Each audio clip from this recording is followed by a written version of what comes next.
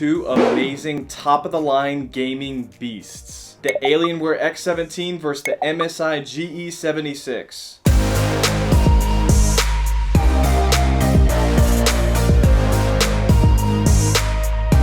Both machines have some amazing and unique features that set them apart from the rest. But that doesn't mean they don't have some flaws as well. We're going to be declaring a winner for each category and an overall category at the end.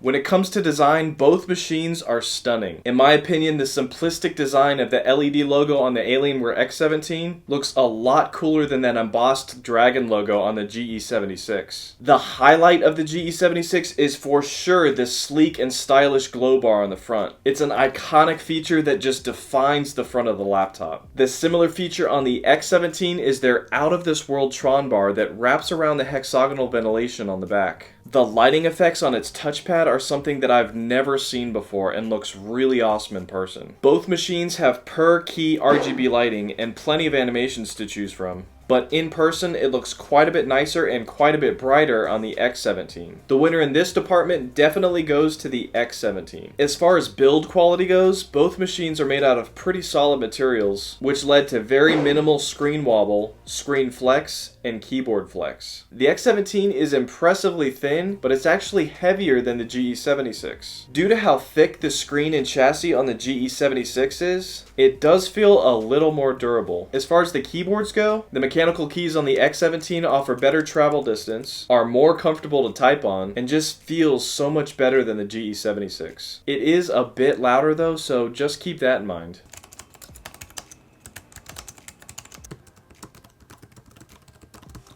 And one thing that disappointed me on the X17 is the lack of secondary key illumination. However, the secondary keys on the GE76 do light up like they're supposed to. It also has a number pad while the X17 doesn't. So I'm going to say the winner for build quality and layout goes to the GE76. Sound quality. Both machines had pretty decent sounding speakers, about average for gaming laptops. But the X17 put out a few decibels louder than the GE76, and the quality also sounded a little bit sharper and a little bit more crisp on the X17. So the winner for sound quality just barely goes to the X17. The batteries. The X17 holds a pretty average 87 watt-hour battery, while the GE76 holds a massive 99 watt-hour battery. This resulted in almost 1 extra hour of HD streaming and almost 2 extra hours of web surfing. But due to its smaller size, the X17 recharged faster than the GE76. But overall, the clear winner here is definitely the GE76. Fan noise. Now, you would think that the fans on the X17 would sound a lot louder due to the fact that it has 4 fans versus the 2 fans in the GE76, but the fan noise on the GE76 was actually a few decibels louder on average. It was also more noticeable and a little more annoying due to the pitch of the fans. So the clear winner for fan noise is the X17. Thermals. The X17's Cryotech cooling technology and 4 fans did wonders for thermals. It's exponentially more difficult to cool a machine that's this thin, but it actually did a better job cooling down than the GE76. These are a few of the individual results we got for a few games. You can see the X17 was just a little cooler on most games. We also calculated the average across 11 games, which revealed a 6-degree cooler average CPU temperature on the X17 versus the GE76. The GPU, on the other hand, was 1.5 degrees warmer on the X17. I can't imagine how great those numbers would be if they use this new technology on their Area 51 series. That thing is going to be a beast. But there's not even a hint of information on whether they're going to even continue that series. But overall, the thermals winner in this comparison is the X17. Performance. Both of these machines that I got include the 11th gen Intel i7 processor, and both have an RTX 3080 graphics card with 165 watts max graphics power. Now, the GE76 comes with 155 watts max graphics power, but with the V-BIOS update, you can bring it up to 165 watts. For Geekbench 5, the GE76 scored a 1% higher single-core score, a 2.6% higher multi-core, and a 5% higher CUDA score. For 3D Mark, the GE76 scored a 2% higher overall, with a 3% higher graphics score. For Cinebench R23, the X17 actually got a 1% higher single-core score, and a 14% higher multi-core score. The GE76 came out on top, but the Cinebench R23 score shows that for all you 3D creators creators out there and render artists, the X17 is actually going to perform better for you. This was confirmed even further by my Puget benchmark tests. The only Puget benchmark test the GE76 won was with Photoshop, scoring 5% higher than the X17. For editing and then rendering your edits, the X17 again proved to be better for creatives, with a 14% higher score in Adobe Premiere and a 6% higher score in Davinci Resolve. So the winner for creative app performance definitely goes to the X17. Gaming benchmarks was a different story. Here you can see individually in these games, the GE76 performed a little bit better, but not by a huge amount. If you want a closer look at all these benchmarks with thermals and graphs of these machines relative to 7 other gaming machines, then click on my benchmark link in the description. I'm building a master spreadsheet where we can compare and contrast all the most important gaming laptops. I crunched down the benchmark results from 10 different games, and it showed that the GE76 on average got 23 more frames per second, which is 15% more frames per second than the X17. For 4K on average, it only got about 5 frames per second, or 6% higher than the X17. So the winner for gaming benchmarks and the go-to for most gamers is the GE76. Software. Both machines have decent software, nothing too special with pretty similar functionality, but the UI was just a little bit more comfortable on the Alienware Command Center. It was also easier to customize thermal profiles. Although I was left with wanting more functionality with both machine software, the winner is the X17. Overall, both of these gaming beasts are amazing computers. The only spec differences between the two that I got were the differences in RAM, which kind of cancel each other out. The X17 has 3466 MHz XMP RAM, but it was single-sided RAM. The GE76 only had 3200 MHz, but it was dual-sided. Price-wise, at the time of this recording, the X17 is actually about $35 cheaper with the same specs than the GE76, but I highly recommend upgrading to the mechanical keyboard for $50 more and getting the 3466 MHz RAM for $100 more. Or you could just upgrade that yourself later on down the road. The webcams. The X17 includes a pretty standard 720p webcam, but the GE76 has stepped up to a full 1080p Full HD webcam, and as you can see side by side looks quite a bit better than the X17. And here's an indoor sample of that audio and video quality. So